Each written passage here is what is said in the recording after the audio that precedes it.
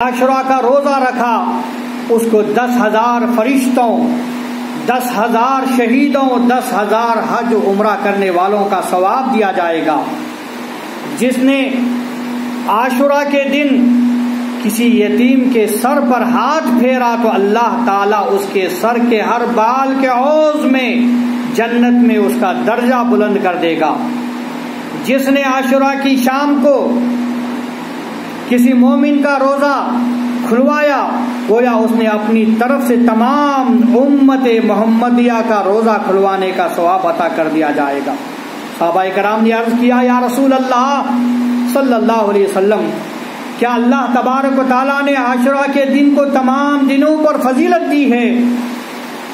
حضور نے فرمایا اللہ تعالیٰ نے آسمانوں، زمین، پہاڑوں، سمندروں کو عاشورہ کے دن پیدا فرمایا، لوح و قلم کو بھی عاشورہ کے دن پیدا کیا۔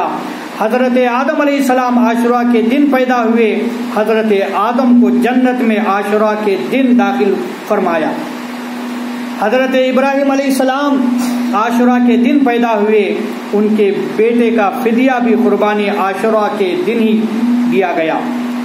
فرعون کو عاشورہ کے دن نیل میں غرقاب کیا، حضرت ایوب علیہ السلام کی تکلیف عاشورہ کے دن دور فرمائی، حضرت آدم علیہ السلام کی توبہ عاشورہ کے دن قبول ہوئی، حضرت داؤد علیہ السلام کی لغزش عاشورہ کے دن معاف ہوئی، اور حضرت عیسیٰ علیہ السلام کے دن اسی دن عاشورہ کے دن پیدا ہوئے، اور قیامت بھی عاشورہ کے دن ہی برپا ہوگی۔ حضرت عباس رضی اللہ تعالیٰ عنہ سے ایک روایت ہے، آقا علیہ السلام نے فرمایا جس دن عاشورہ کا روزہ رکھا گیا ہے اس کے لیے 60 برس کی عبادت ہے، اللہ تعالیٰ اس کے نامہ اعمال میں لکھ دیتا ہے۔ جس دن عاشورہ کا روزہ رکھا اس کو 1000 شہیدوں کا ثواب دیا جاتا ہے۔